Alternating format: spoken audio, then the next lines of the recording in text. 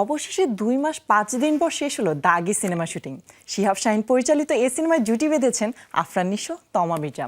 মুক্তি পাবে আসন্ন ঈদ উল ফিতরে। 25 ফেব্রুয়ারি পরিচালক শিহাব শাহীন 12 সেকেন্ডের একটি ভিডিও শেয়ার করেন সামাজিক যোগাযোগ মাধ্যমে। ক্যাপশনে লেখেন ইটস র্যাপ আপ, হ্যাশট্যাগে লিখেন দাগি। ভিডিওতে দেখা যায় শুটিং শেষ হওয়ার খুশিতে নির্মাতা সহ সবাই দারুণ উচ্ছ্বসিত। সবাই একসঙ্গে হাত উঁচু করে ভি চিহ্ন দেখিয়ে সমস্বরে বলে ওঠেন র্যাপ আপ। এরপর আফরান নিশো মজা করে বলেন, সকল মুখের ঝগড়ার সমাপ্তি, এখন থেকে হাতাহাতি হবে। সকল মুখের ঝগড়ার সমাপ্তি, এখন থেকে হাতাহাতি হবে। গত বছরের ডিসেম্বর মাসে দাগি সিনেমার শুটিং শুরু হয়।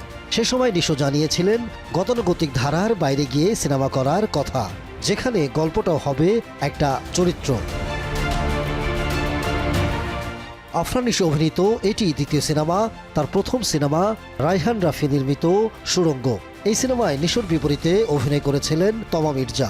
সেই হিসাবে নিশো ও তমা মির্জা জুটির দ্বিতীয় সিনেমা দাগি। সিনেমায় আফরান নিশো ও তমা মির্জা ছাড়া আরও অভিনয় করেছেন সুনেরা বিনতে কামাল, রাশেদ মামুন অপু সহ অনেকে। সিনেমাটি যৌথভাবে প্রযোজনা করেছে SVF আলফা আই এন্টারটেইনমেন্ট ও চরকি। আসন্ন ঈদ উল ফিতরে প্রেক্ষাগৃহে আসছে দাগি। Ahmed Tauquir, showbiz tonight.